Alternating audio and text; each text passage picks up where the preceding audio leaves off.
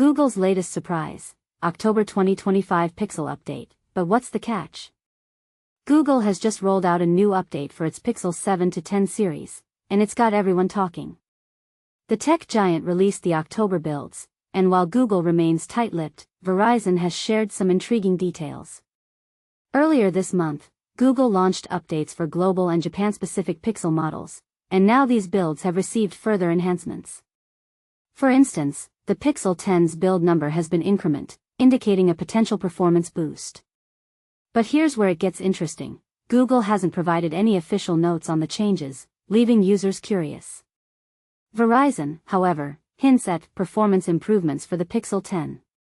This carrier has a track record of revealing useful insights, like the fix for the fuzzy display issue in September's update. But with no official word from Google, users are left wondering about the specifics. The update size, around 30 megabytes, suggests it's not a major overhaul. And the timing is peculiar, as we're close to the November security patch. Could this be a security update in disguise? Google's silence on the matter adds to the mystery. Sideloading the OTA is an option, but without official guidance, it might be wise to wait. The lack of information has users scratching their heads, and the tech community is abuzz with speculation.